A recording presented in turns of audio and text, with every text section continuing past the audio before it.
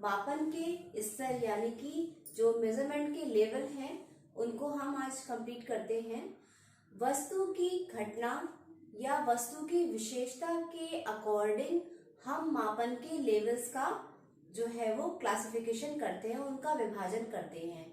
किसी भी वस्तु या घटना या व्यक्ति के गुण या विशेषताओं के आधार पर उसके मापन के स्तरों को अलग अलग बांट दिया जाता है। ये नहीं कि किसी एक लेवल से जब आपने उस चीज का आपने मापन किया तो वो ही सब कुछ है, नहीं, जैसी चीज है वैसे ही उसका मापन होगा। हर एक उसमें एक मापन का स्तर काम नहीं आएगा। तो वस्तु की विशेषता या घटना की विशेषता या गुण के आधार पर मापन के स्तरों को बताया गया है। ये जो मापन के स्तर हैं, मेजरमेंट के जो 4 लेवल हैं, वो है पहला नामित मापन यानी कि नॉमिनल मेजरमेंट। सेकंड हो गया आपका क्रमित मापन यानी कि ऑर्डिनल मेजरमेंट। थर्ड हो गया आपका आंतरिक मापन यानी कि इंटरवल मेजरमेंट। और फोर्थ हो गया आपका अनुपातिक मापन यानी कि रेशियो मेजरमेंट। तो जैसी हमारी घटना, जैसी हमारी गुण और जैसी हमारी विशेषता, जो मापन उस चीज पर सेट बैठेगा, जैसा मेजरमेंट उसको फिट लगेगा, वैसा ही हम उसका मेजरमेंट करते हैं। तो इन 4 मापनों के आधार पर वस्तु की गुण या विशेषताओं को बांट दिया गया है। किसी ने इसको जो है कहा है कि ये गुण के मापन है, किसी ने कह दिया है ये विशेषताओं के मापन है, किसी ने इस मापन को पैमाने का नाम दे दिया, किसी ने इसको कहा कि ये अलग अलग श्रेणियों का मापन है। तो इस तरीके से मापन के स्तर को कई नाम भी मिला दिए गए हैं। अब देखो, पहला जो आपका मापन है वो आता है आपका नामित मापन। नामित मापन के अंतर्गत वस्तु की घटना और उसके गुण या विशेषताओं को एक श्रेणी में बांट दिया जाता है, एक समूह में बांट दिया जाता है, और एक समूह का दूसरे समूह से संबंध ज्यादा नहीं होता है, इसमें अधिक परिमार्जन नहीं है। जैसे कि लिंग भेद के आधार पर स्त्री या पुरुष को बांट दिया गया, उनके गुण और उनकी विशेषताएं थोड़ी अलग हो गई, आपस में संबंधित नहीं होती हैं।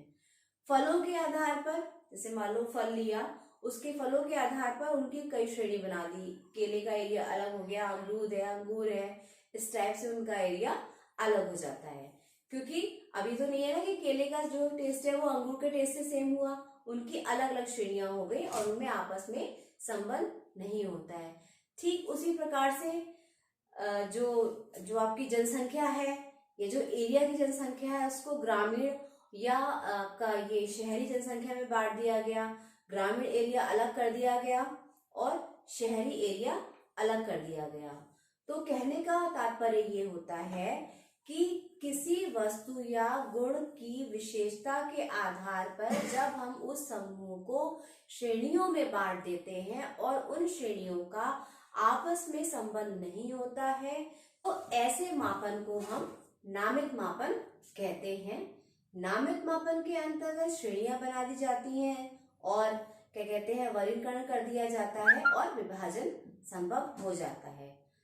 क्रमित मापन नामित मापन से अधिक परिमार्जन है, क्योंकि इसमें किसी भी वस्तु की जो क्वालिटी है उसको उसका आकार दे दिया जाता है, उसकी मात्रा को व्यक्त कर दिया जाता है। जैसे कि मान लो कि हमने बच्चों की श्रेणी ली, एक एरिया के बच्चे हैं, उस एरिया के बच्चों को हमने रैंक दे दी कि ये एवरेज है, ये बिलो है, ये गुड है, ये वेरी गुड है।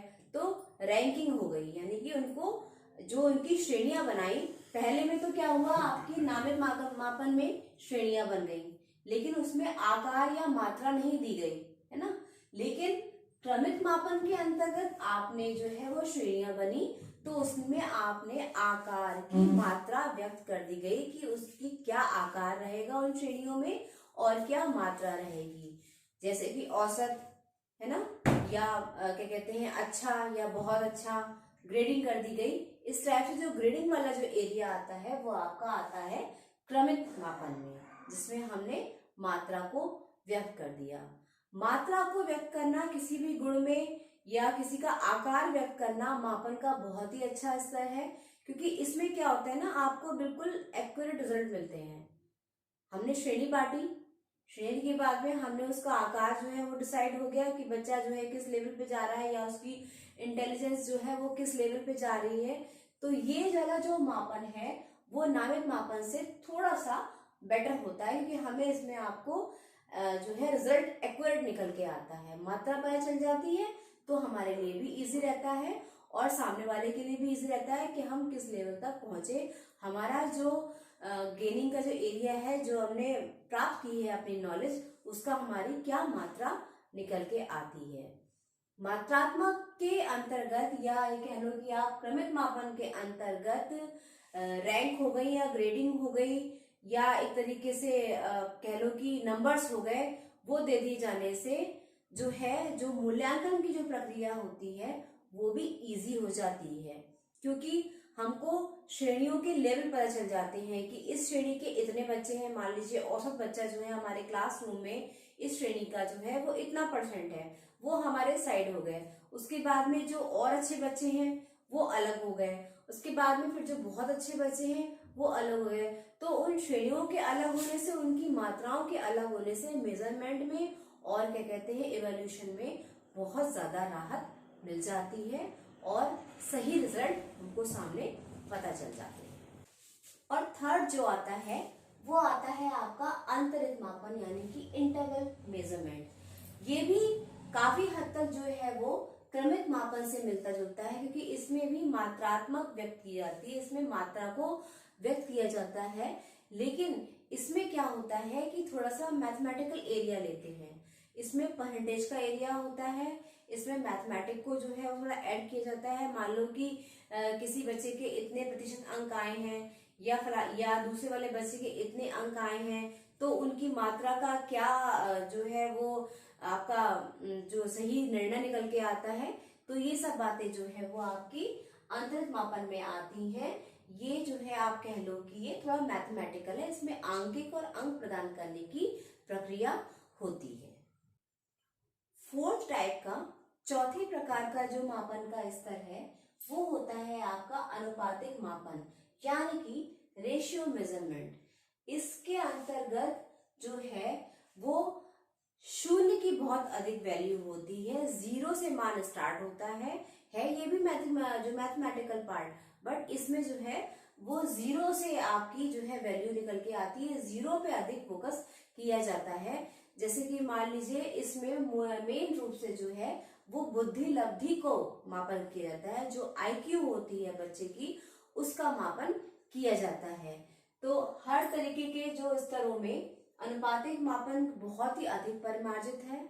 इसमें पॉइंट टू पॉइंट बात कही जाती है, 0 की वैल्यू के आधार पर मान निकाले जाते हैं और इसके अंतर्गत बुद्धि लब्धि को दर्शाया जाता है। हम 2 प्राणी हैं या 2 व्यक्ति हैं या 2 छात्र हैं, उन दोनों की बुद्धि लब्धि में अंतर होता ही है। कोई भी 2 व्यक्ति बिल्कुल एक गुण या विशेषता या नेचर या अपनी क्वालिटी के में सेम तो हो ही नहीं सकते हैं। तो जब हम जहाँ व्यक्तियों की IQ का जहाँ तुलना करते हैं, जहाँ पे हम व्यक्ति की IQ को हम दर्शाते हैं, वहां पर हमें मापन स्तर के अनुपातिक मापन यानी कि रेशियो मेजरमेंट को ही हमको फॉलो करना होगा।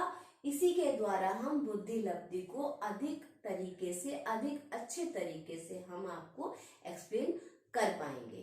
तो यही मापन के 4 स्तर हैं, जिनके द्वारा गुण या विशेषता या घटना या कोई भी खास बात का मेजरमेंट किया जाता है, जिसके आधार पर चर निर्धारित होते हैं और उसी के आधार पर आपकी मापन की क्रिया को पूरा किया जाता है। मेजरमेंट का प्रोसेस जो है वो पूरा होता है। अपनी आगे आने वाली वीडियोस में मैं और कुछ भी आपको बताऊंगी मापन एवं मूल्यांकन के बारे में। तो अधिक जानकारी के लिए, अधिक नॉलेज के लिए, बात को समझने के लिए मेरे वीडियो को यूं ही लाइक, सब्सक्राइब और शेयर करिए और देखते रहिए मेरा जो चैनल है एजुकेशन चैलेंजेस, और अपनी नॉलेज को बढ़ाइए। Thank you.